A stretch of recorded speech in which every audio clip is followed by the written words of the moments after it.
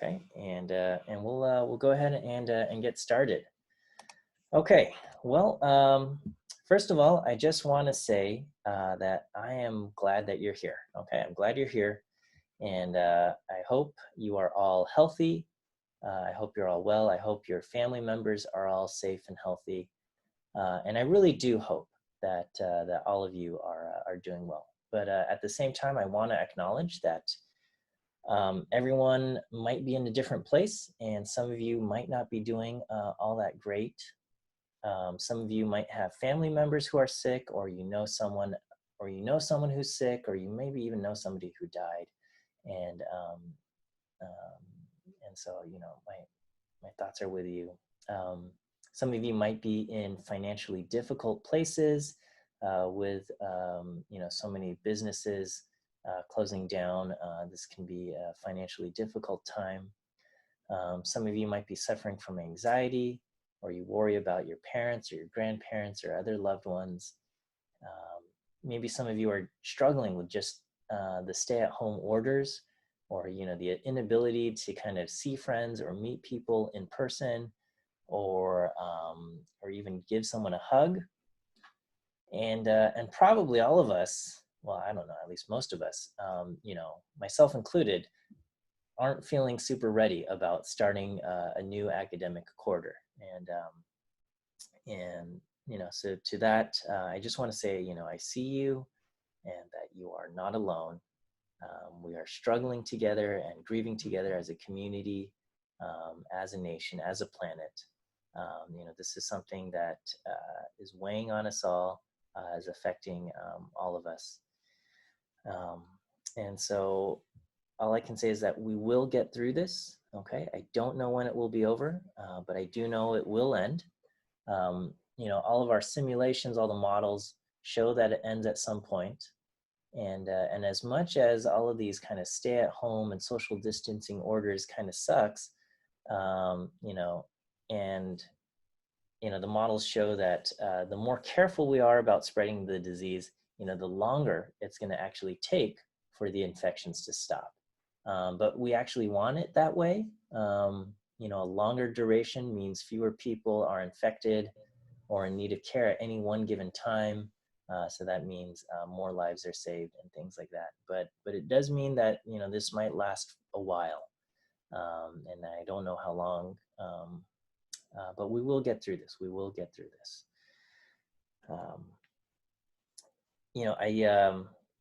Here, let me actually start sharing my screen here. And I'm going to share this. Okay.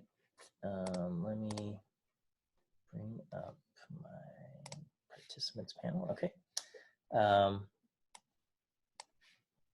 I want to just plant a thought in your brain, plant a seed in your mind that you consider taking your classes pass, no pass. Okay.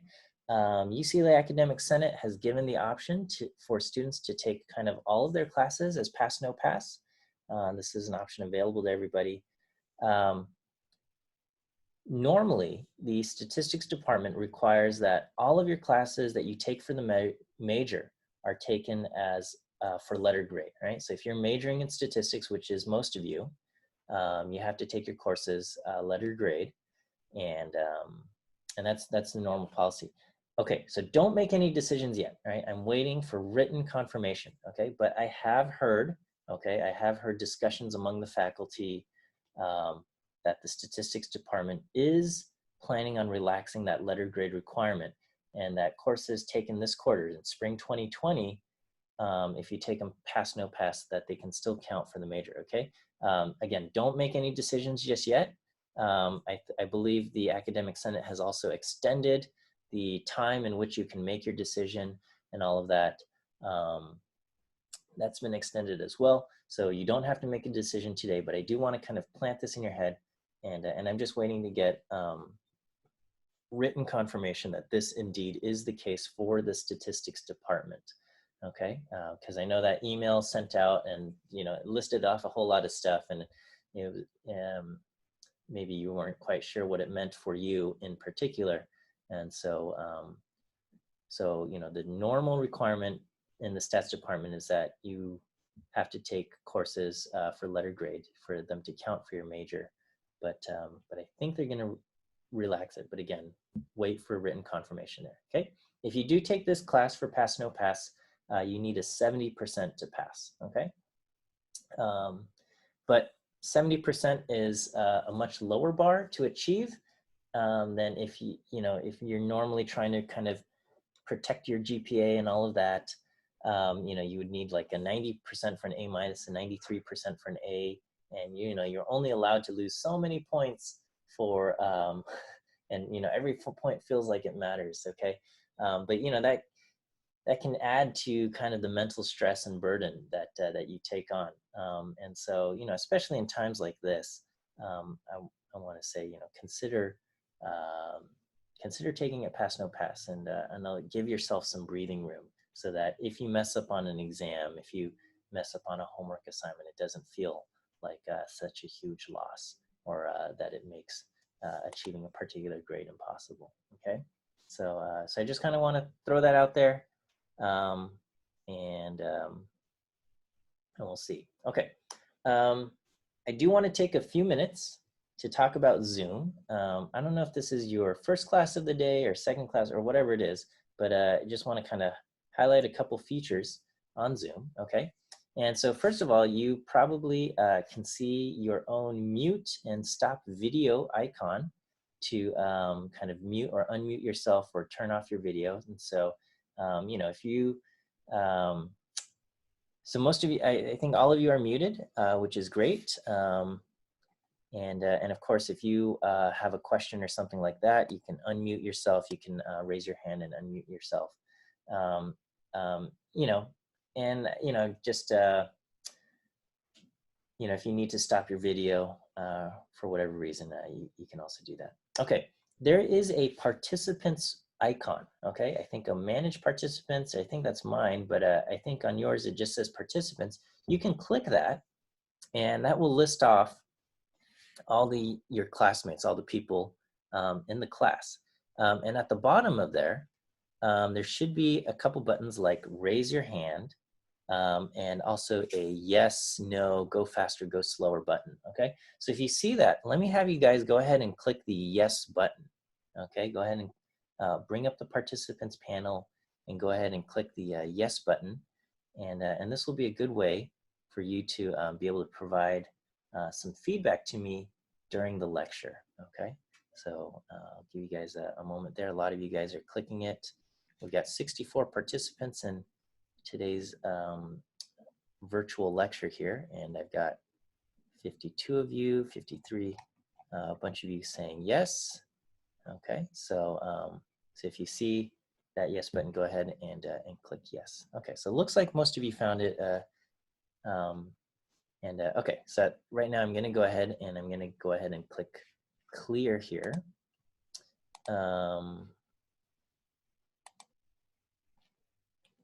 All right, and then there's also a reactions button. Okay, the reactions button is a different thing, and that will put icons over your video. Okay, so it's different from the participants panel, but on the kind of the lecture video portion, there is a thing where you can clap or you can give me a thumbs up. Okay, so if you see that, go ahead and give me a thumbs up here on the reactions. All right, okay, and a lot of you guys have found it. Okay, so that's great, and it's exciting. And you can also kind of switch from speaker view or gallery view. I think when I share my screen, it automatically full screens you guys, or full screens my share, but I'm not entirely sure. I'm the presenter, so it looks a little bit different for you. And also there is a chat. So you can go ahead and click the chat panel, okay? And if you see it there, go ahead, you can say hello to everyone. And so if you click the chat panel, go ahead and say hello or hi, or okay, yeah, look at that go, right? And so this will be a place where you can ask questions, okay? Now, I have to occasionally, I'm going to try to put this within my line of sight, but sometimes, you know, when I'm lecturing, I won't notice it right away. But you can type your questions in there, or also in the participants panel, there's a place to raise your hand as well. Okay. Okay. All right. So that's that. If you want to schedule your own meetings, you can go to ucla.zoom.us, and that should bring up kind of a panel, a web page where you can change your settings and set up meetings yourself. Okay. And then also during office hours, if we need to, if you need to have a one-on-one or private meeting with me, you can. We can use the waiting room where I'll have everybody else stay in the waiting room, and I will allow students into the Zoom room, I guess, or the Zoom meeting one at a time and things like that. Okay, are there any questions there? Again, if you have any questions, you can type them into the chat window, or raise your hand. Okay. Let me talk about the syllabus. Oh, and I'm sorry, I never introduced myself. And so I think a lot of you have already taken a course with me, but for some of you, this might be your first course with me. And so, so I apologize. My name is Miles Chen, and I will be your instructor this quarter, and I look forward to it. My email is miles.chen@stat.ucla.edu. Although I'm going to encourage you to use the class's campus wire for most of your questions. You can, most of our stuff, the course content will be posted on CCLE. Right now, I'm planning on having office hours Saturday mornings from 10 to 10:50. That's California time, and also by appointment. When you email me, just a personal preference, you can call me Miles or Professor Chen or Dr. Chen, and use whatever you're comfortable with. I ask that you just don't start an email with just hello with no name whatsoever. And then also, I don't like to be called just Chen. So I know a lot of times students refer to their professors just by their last name, but if you're going to use my last name, use some sort of title, or you can use my first name. Okay, that's what we've got. Okay. As far as grading goes, it took me a long time to try to figure out what to do. I have no idea how the best grading policy is for an online course, but this is what I've come up with. I might need to tweak it, okay, and I might need to make some changes, and if I do, I will let you know, and I'll keep you informed about any changes that I plan. But this is what I have currently planned right now. Okay, we're going to have lecture viewing quizzes, and I'll explain what that is. 10% should be an easy 10% to acquire. 3% campus wire participation, and so campus wire is going to be our discussion forum where you can talk to your classmates, ask questions, answer each other's questions, and I'll chime in every now and then with answers as well. Okay, I'm planning on having 6 homework assignments. They're each going to be worth 6%. None of them are going to be dropped, so you make sure you do all of them. Okay, and then I'm currently planning on having 3 exams, 2 midterms and a final. And I have not yet figured out how to administer these exams. So I have to do a little bit more thinking regarding these exams. It's with the content we're covering. I have to figure out what a good format is going to be. So so please be patient regarding the exams. I'll try to keep you informed on how this is all going to happen. Okay, and then we're going to have 1% free, because I think this adds up to 99%. Okay, and again, I might need to make some tweaks and small changes to this. So so just keep that in mind. Okay, do not curve, okay? I grade on a straight scale. And so you do not need to know the class distribution of scores to know how you are doing, okay? The grade you get is the grade you get, and it goes in, okay? So if you get 87%, that's an 87%. You don't have to worry about, is that higher than the average or lower than the average?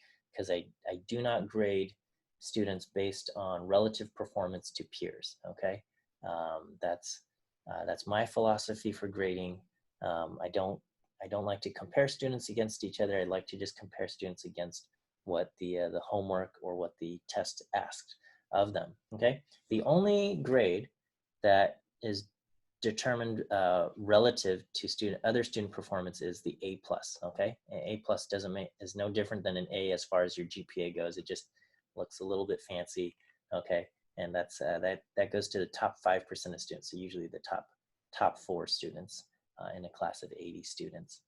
But again, whatever you get is what you get. You don't need to know the course distribution or class distribution of scores. If there's an exam and everybody does really poorly, I might just add points across the board and make some kind of adjustment, because if that happens, it usually reflects that I asked an unfair question or something. I did something wrong with the exam. So I see that as my own fault, and so I will try to compensate that by kind of just adding points across the board. And again, you don't need to worry about how your peers did, okay? If after an adjustment your score is an 80, then your score is an 80. You don't have to worry about it, okay? And so you can figure out your grade. You don't need to worry about how other students are doing, okay? I sent this out in our email earlier, but just as far as Zoom lectures go, just general etiquette is try to minimize anything that's going to be distracting for your peers. And so I think I've tried to disable virtual backgrounds, but if it's not disabled, I'm just going to ask that you don't use virtual backgrounds, especially ones that are going to be distracting. I know there's a lot of memes and jokes going around the internet now because so many people are using Zoom, and there's this virtual backgrounds feature, but I think that's going to be distracting. Okay, so please don't do that. You are allowed to eat and drink, eat a snack. You are allowed to get up and use the restroom. I do ask that you don't walk around with your laptop, because when you do that, the whole kind of background, the whole room is shaking and all of that. So that's a tiny bit distracting. And just use your judgment. If something crazy is going on, go ahead and turn off your camera, right? Like if your cat starts attacking you or something, just turn it off. Don't try not to distract your other students and things like that, okay? You got a question, you can always raise your hand, and I'll try to acknowledge that, and you can unmute yourself to do that. Or if I ask you a question, feel free to unmute yourself and give your answer there as well. Okay. So let me talk about these lecture viewing quizzes. This is 10% of your grade. This should be the easiest 10% to earn. And this is basically for each lecture, there's going to be a multiple choice quiz on CCLE. It's going to be 2 questions, okay? And I'm going to provide the answer to these lecture quizzes, lecture viewing or lecture attendance quizzes, audibly in the lecture, okay? It's not going to be in the notes. It's just going to be something I'm going to speak. So for today's lecture, the first quiz question, the answer to the first quiz question is B as in boy, okay? You can go ahead and write that down. First quiz question, the answer is B as in boy. And basically, if you watch the video or if you attend the live lecture, as I'm talking, I'm going to give out these answers, and and you should be able to answer the questions correctly on the quiz, and you'll get your points, okay? And the reason why I'm doing this is because I've taken an online course, right? And I had to drop it because I fell too far behind, right? So this is something that I learned, and I thought, you know what? If there was something requiring me to watch the lectures every time on a schedule, that would have helped me, okay? And so because because of my own failings, I realized, you know, this could have been something helpful. And basically, these lecture viewing quizzes are going to be open only on only for 2 days. Okay, so like the Monday quiz will open Monday and close Tuesday. Okay, and the Wednesday quiz will open Wednesday and close Thursday. All right, and so you are so you have to attend the lecture, and or you have to at least watch the video within that time frame. Okay, before basically the next lecture. And so and so the point of that is just to kind of make sure that, you know, if you are living in a remote time zone and you aren't able to attend live, that's fine. But I do want to make sure you you do watch the lecture to kind of keep up, because what happened with me was that, you know, I skipped a class, I skipped a video, and then and I was like, okay, I better watch that before the next class. And that didn't happen. And so I skipped the next class, and then I skipped the next class. And then, you know, a week later, I was like 6 lectures behind. And I thought, oh man, there's, you know, and it just accumulated, and there was no way I was going to catch up. All right. And so just this small thing where you can basically get free points. 10% is just going to be answering these quiz questions correctly, is going to be just for kind of attending the lecture and watching. Okay, are there any questions? Okay, so Sibo said, I answered the quiz before class. Okay, all right, so I think I will have the ability to just unlock one more attempt for you today. Okay, but in general, don't answer the quiz before class. Okay, so so wait to watch the lecture, and I will give the quiz. Okay, and so and there's 2 questions.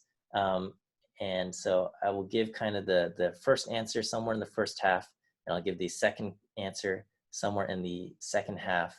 And that's just also to kind of prevent someone to kind of start watching, and as soon as they hear the answer, they check out. So so I'll give the second answer, and you know, before today's class ends. Okay, are there any questions about that?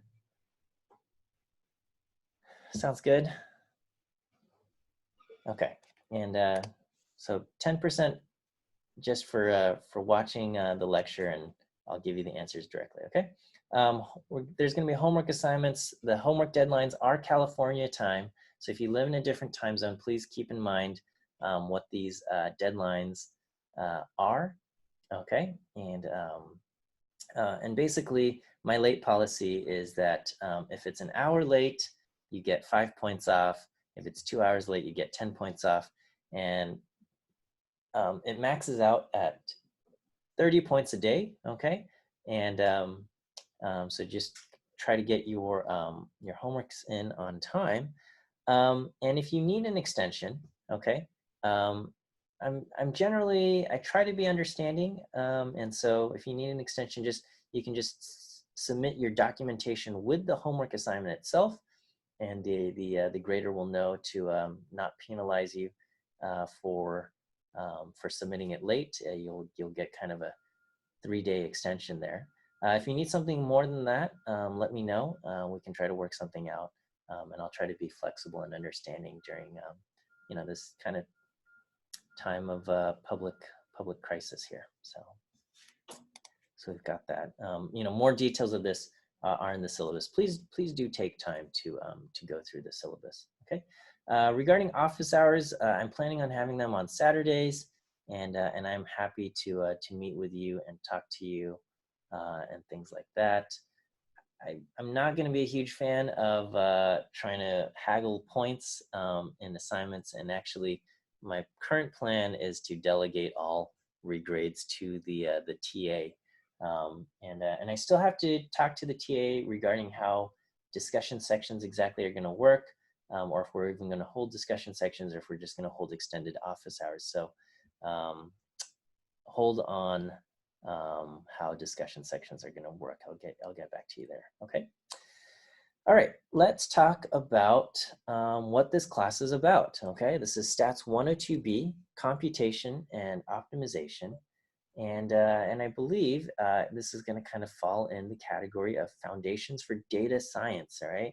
And so when people ask, what is data science? Because it seems to be a very hot topic that everybody wants to call themselves a data science class. Oh, okay, here's a question. It says, will the 10 to 1050 class have the same answer for the quizzes as our class so that you can attend one or the other? Yes, the answer is yes.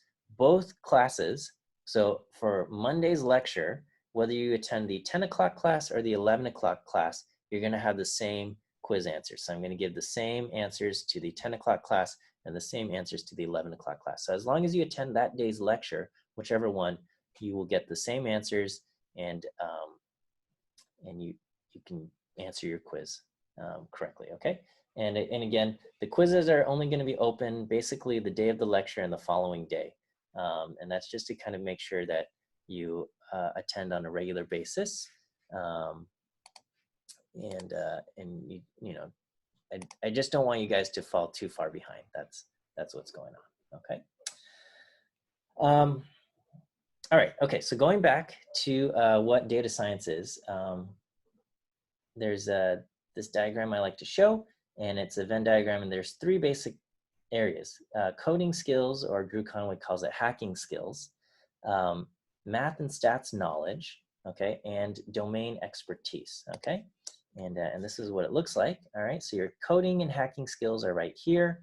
Your math and stats knowledge and your substantive or domain knowledge is here. And this course falls under kind of an overlap between the coding and math and stats knowledge. Really, the entire 102 series falls kind of in the overlap between these two circles. And on this diagram, it's called machine learning, and that indeed is true. We're going to learn a lot of machine learning algorithms and concepts here. Okay, so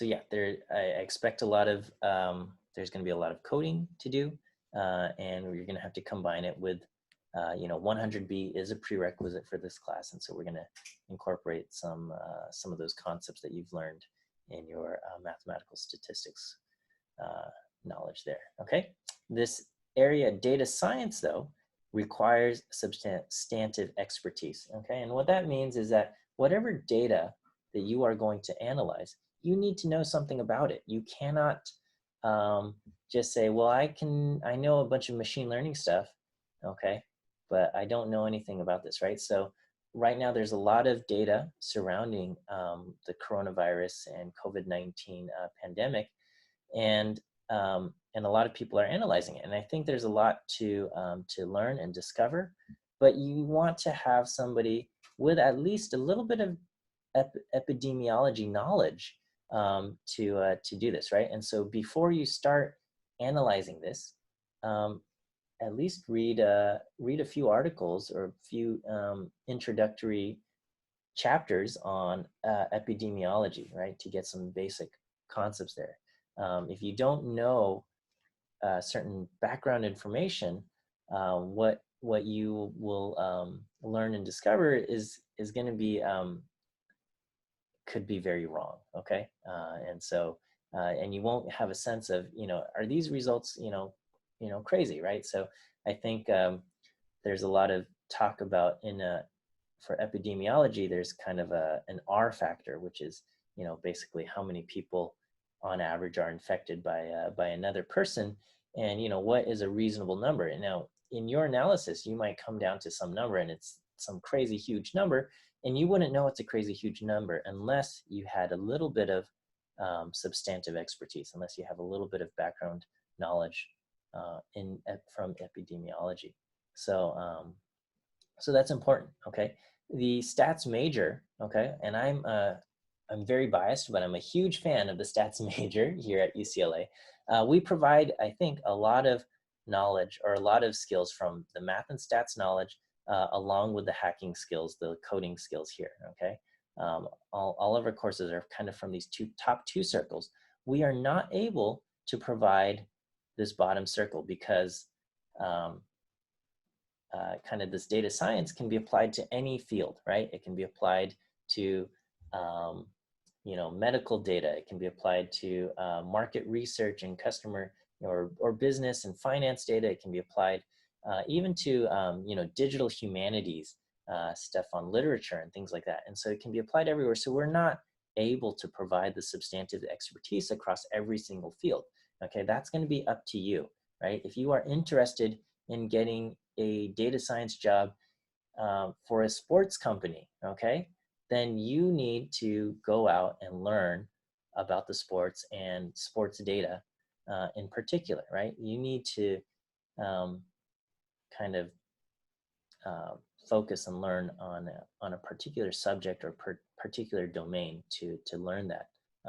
Having just the top two circles, you will not be as useful for a company if you don't have this bottom circle. But we, as the stats major, are not able to provide this for you. This is up to you to go out and explore and learn.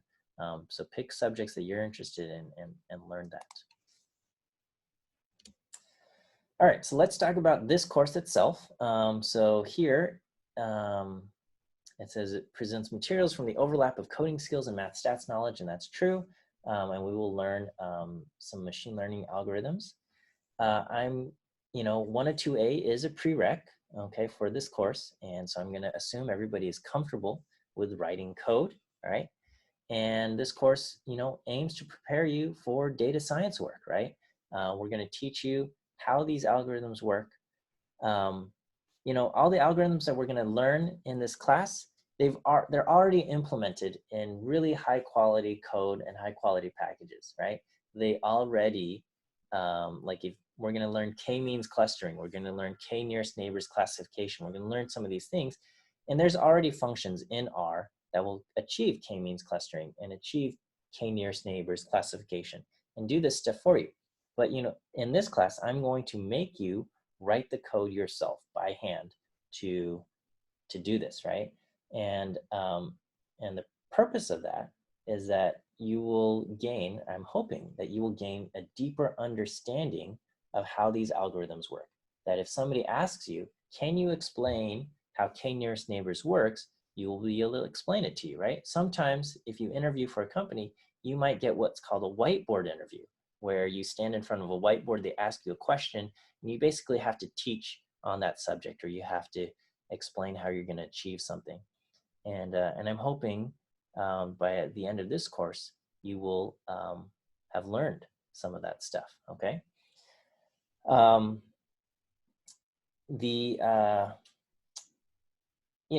It's kind of like in grade school, you learned how to do multiplication by hand. And I think that was very useful. You learned multiplication, you got a deeper understanding of numbers that way. But today, if you had to do multiplication, you're gonna just use the calculator, right? And so when you go out and work and you have to do k-nearest neighbors, you're not gonna write the code up by your hand. You're gonna use the professionally written code that works very well, okay? But there is merit, there is a lot to be gained from learning and writing it yourself and coding these things by hand. And that's what we're gonna be doing in this class, okay? So here's some topics that we're gonna cover. We're gonna cover some key concepts like loss functions and likelihood functions. We'll look at cross-validation, regularization. There's a number of machine learning models that we're gonna cover: linear regression, neural networks, maximum likelihood estimation models, classification, clustering, EM, PCA, things like that. You guys are already familiar with linear regression because I'm assuming everybody took 101A at this point, okay? But we're gonna take a look at it from a machine learning perspective, kind of talking about these concepts of loss and cross-validation and regularization, okay? There is a lot of overlap between this class and 101C, okay? In 101C, you cover even more machine learning models such as random forest or generalized additive models and things like that. But in those things, it's focused mostly on applications. 101C focuses mostly on applications, and this class is going to focus a little bit more on the algorithms and how these models work. Okay, so we're going to look at kind of the inner workings of the algorithms, whereas 101C focuses a little bit more on the applications. All right.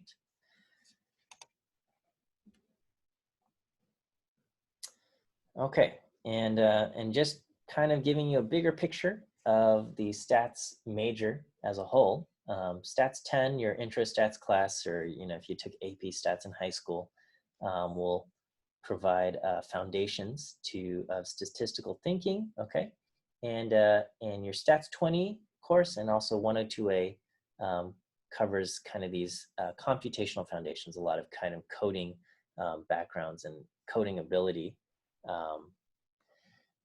Your 100 series, 100A, B, and C, focuses a lot on the mathematical theory behind the models. Okay, so you have all of those math. And then 101A and 101B, those are classes that give you models for when data is expensive. So I imagine a lot of you are enrolled in 101B, okay? And one of the things you're gonna have to do in 101B, I imagine, is you're gonna do a project where you visit an island and you have to gather data from the island, okay? And when you gather data from the island, you're gonna find that it's time consuming, okay? And that's a small taste of how gathering data is expensive and time consuming. And in those cases, you want to have a model that's going to give you the most information from kind of the fewest number of observations possible. And linear regression, ANOVA, those are good models, and they offer a lot of interpretability. Okay. The 101C and this class 102B offers models for when you have large data sets, when data is cheap. So we're in this age of kind of a bunch of computerized data that's producing lots of stuff, and we need to be able to analyze this. And prediction is a little bit more important in these cases, okay? And so in those cases, these algorithms are very helpful, okay? And then 102C, if you take 102C with me in the fall, we will cover some Bayesian models where you can accommodate prior beliefs. We're gonna have Monte Carlo methods. It's a lot of fun. I enjoy that class a lot too. So I enjoy all these classes that I teach. So I hope we have that. Okay. You can think of this class as a coding 2 class, and I'm getting this from UCLA has a writing 2 course requirement, and if you can take a writing 2 class, and there's a bunch of classes that qualify as a writing 2 class, in that it can be from the history or different departments. And in those classes, you have to write lots of papers, right? You basically have to write a lot of essays and things like that. And in this class, you can expect to write a lot of code, okay? Being able to code is an important skill if you're gonna do any kind of data analysis or data science. And so, so that's gonna be part of your homework, all right? My homeworks are fairly long and intended to be challenging, and that's by design, okay? And that is to make sure that you guys get a lot of practice writing code, because I think that's going to make you stronger. All right, so I do want to talk a little bit about academic integrity and plagiarism. All right, and the truth is for all of these homework assignments, if you search hard enough, you can probably find answers. You can probably find code somewhere on the internet that will do what my assignment is asking of you, right? When I ask you to write k nearest neighbors by hand, someone else has probably already done that. It's a common task, okay? But the goal of the assignment is not the k nearest neighbors classification itself. It's not the task. It is to help you learn, okay? The goal is to help you learn the algorithm and help you to become a better writer of code, right? That's the goal, okay? And so So copying code is not going to be helpful in achieving the true goal of making you a better coder and helping you learn the algorithm, right? So um, you can think of it as like going to the gym for strength training, and people lift weights for that. But the goal of lifting weights is not that the weights get lifted, right? The goal is that you gain strength, right? And so if if you struggle, right? If you struggle with lifting the weights, it's not going to do you any good to have someone else lift the weights for you, right? If the goal is to have the weights lifted, then yeah, you can ask somebody to do this for you, right? But if the goal is for you to get stronger, then you've got to lift it yourself, right? And the same idea applies here, is that if the goal is to um, run KNN classification, sure, it makes sense to use someone else's code or the prepackaged thing. Okay, that could work if the goal was just to perform the classification itself. But in this class, the goal is not to perform the task, but the goal is for you to learn the algorithm, for you to become a better coder, and for you to learn the algorithm yourself. And so I know when there's homework and it's due, you feel this need to, you might feel a need to get the task done, okay? But the true task is you to learn it, okay?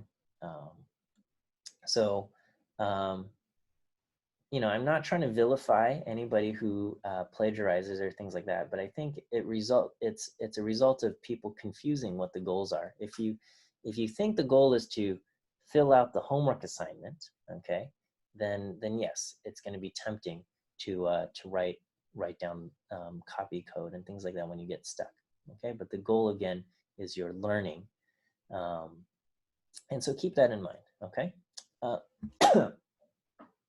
I'll admit, I do have to grade you guys and stuff, right? But I hope your feeling about the course and whether you think you will be based on how much you learned in the class and not so much, how well you did on a particular assignment or what your letter grade is, okay? So anyway, my expectations is that when you do the homework, that you're going to work hard, that you're not going to seek out these solutions from another student or a former student's code, okay? And that if you're not able to finish the homework assignment yourself by the deadline, just turn in what you have, okay? You're not going to get 100%, all right? But don't see this as a failure of your abilities, but as a place where you can improve and learn more, all right? So that's my hope, all right? We take plagiarism seriously. I don't want to, okay? But if we have to, I'll send things to the dean, okay? All right, I've got some scenarios of like what's allowed and what's not allowed. Basically, on Campus Wire or, in your conversations with other people, you are not allowed to share your code with other students, okay? You can ask for how did you approach a problem, and you can respond and say, I used this function, I built this kind of loop, I did this thing, right? But you cannot actually write the code for someone or show them the actual code. There's a lot you can say with just words, and you can say, try using this function, try doing this task, but you can't actually show the code, right? As far as, if someone says, can you check my work, okay? You can't look at the person's code, right? You can say, this is how I did it, but you can't actually look, right? And then if somebody's struggling and they say, I can't get my code to run, I have these bugs, okay? You can ask them, what is your error message?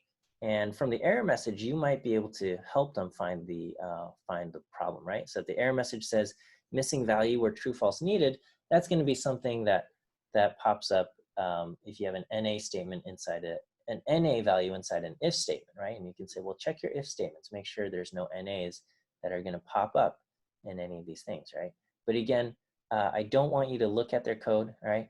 And I know this is frustrating sometimes when a student visits me during office hours is that in most cases, I will not look at students' code. And I know that can be frustrating, but it is an important skill. It's very important that you learn how to debug your own code, okay?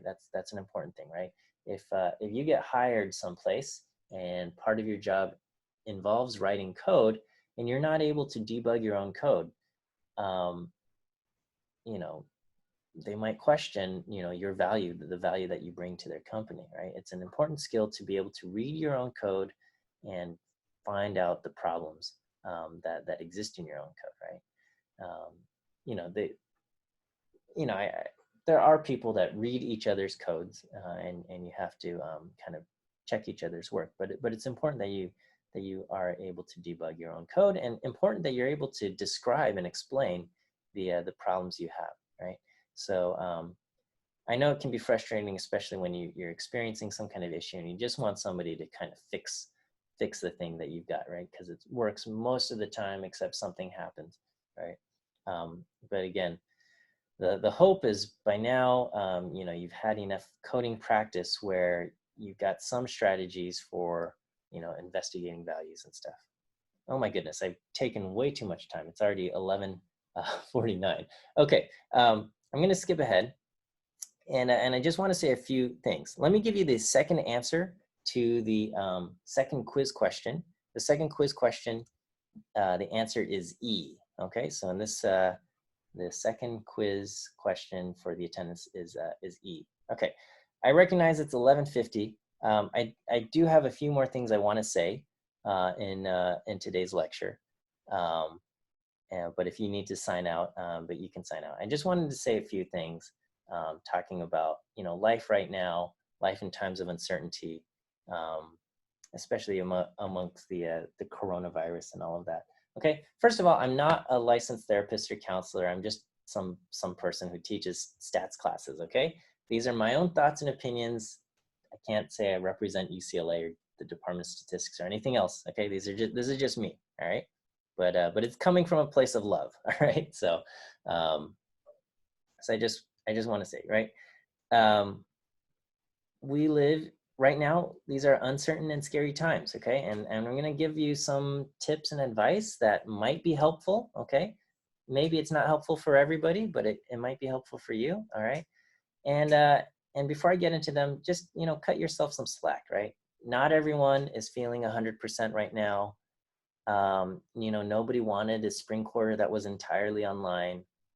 And I'm going to list off some stuff. And if you're not doing all of these things, that's all right. All right. These are goals to strive for. All right. There are professionals, okay, that you can also turn to. UCLA has CAPS, and you can reach them remotely. If you're in LA County or Orange County, these are some hotlines that you can call. And if you live somewhere else, you might be able to contact your local public health department. A lot of places are ramping up their mental health services because a lot of people are suffering from, in higher levels of stress because of the coronavirus situation, right? And it's totally normal. It's totally normal to feel sad, stressed, confused, and scared. These are sad times and stressful and confusing and scary. So so you do not have to suffer alone, right? All right, so the first thing I want to say is be mindful of the content you consume. It's good to stay informed, but there is a thing as too much information, right? So any website you check, the news website, it's going to all be coronavirus, COVID-19 stuff, and if you keep checking that, it can take a toll on your mental health, right?